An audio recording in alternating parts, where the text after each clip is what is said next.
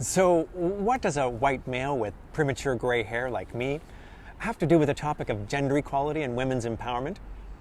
Well, as we'll see, gender equality is everyone's business. Let's talk about embedding gender inequality in the workplace and what businesses can do to accelerate progress.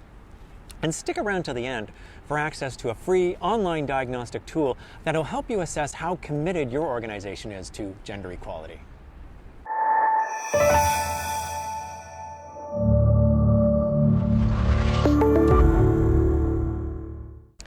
Gender equality and women's empowerment doesn't only concern women, it concerns all of us. When half of society doesn't have the same opportunities as the other half, we're clearly limiting our potential as a society, and we're all worse off because of it. That's why achieving gender equality and empowering all women and girls is one of the main tenets of the UN Sustainable Development Goals, and why it's regarded as being a critical element to achieving sustainable development.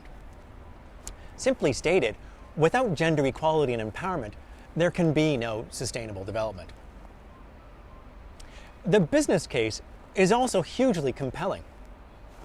Gender equality is associated with significant increases in national productivity and economic growth. A recent study suggested that by improving female participation in the workplace across OECD countries alone could boost GDP by some $6 trillion, while closing the gender pay gap could boost GDP by $2 trillion. Not insignificant sums. And at a company level also, studies show that gender equality and empowerment can contribute to increased performance and innovation, better decision making, an enhanced corporate reputation, and an ability to attract talent, as well as achieve higher employee satisfaction rates, all of which contribute to a company's bottom line. Yet, despite all this, gender equality, meaning that women and men are equally able to access and enjoy the same resources, same opportunities, and the same rewards, remains a significant and ongoing challenge in many companies right up to present day. Women continue to experience gender discrimination in recruitment, retention, promotion, and succession practices right across the corporate spectrum, from entry-level positions to the C-suite. Women and men may enter at similar levels, but women are less likely to be promoted and are significantly underrepresented in managerial posts and decision-making bodies. Women continue to be systematically paid less than men for work of equal value, where globally women earn 23% less than men.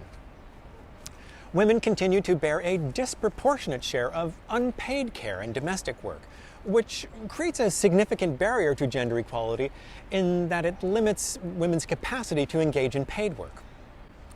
And perhaps most distressing, women continue to face incidences of violence and sexual harassment at work. And this represents a serious physical and psychological obstacle to achieving gender equality.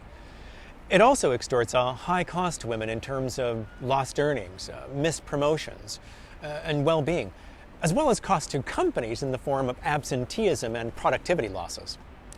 Effectively addressing these issues will require that we put the proper policies, procedures, and systems in place to deal with issues of gender discrimination and sexual harassment in the workplace.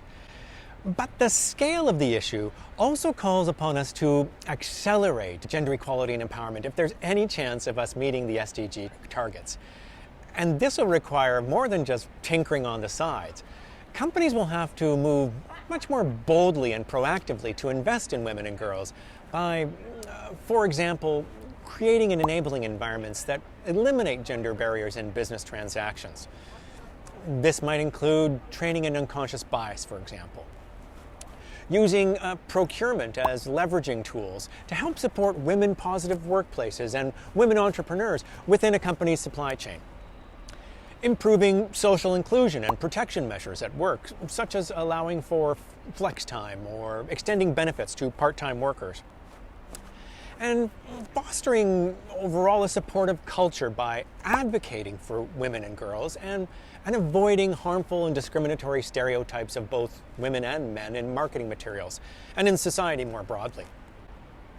It's a fairly substantial list of activities, so where should a company start?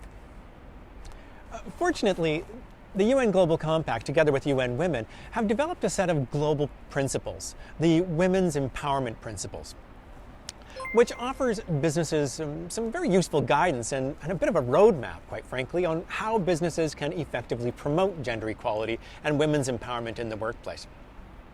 The guidance include the following 7 principles.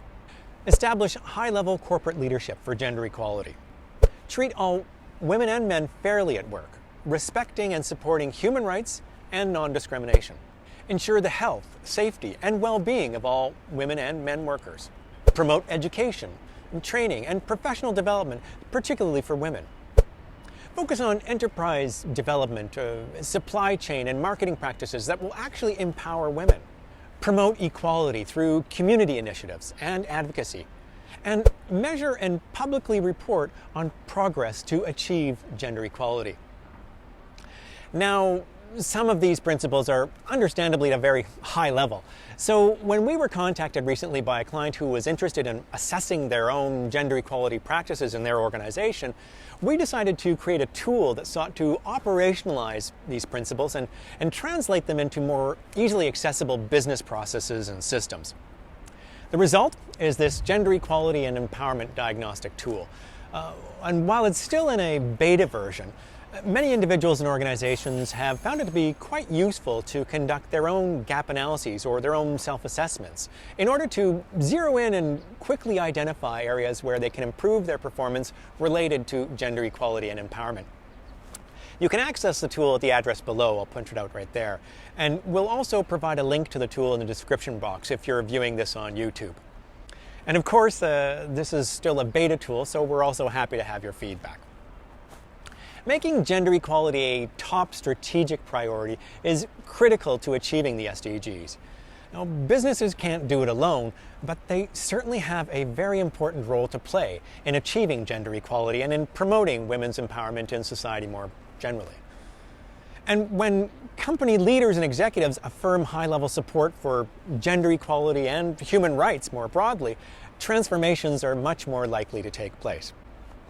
Of course, these commitments need to be accompanied also by robust programs and company-wide goals and targets for achieving gender equality, and by also stewarding a shift towards a corporate culture that both celebrates and recognizes the importance of equality, diversity, and inclusion for all.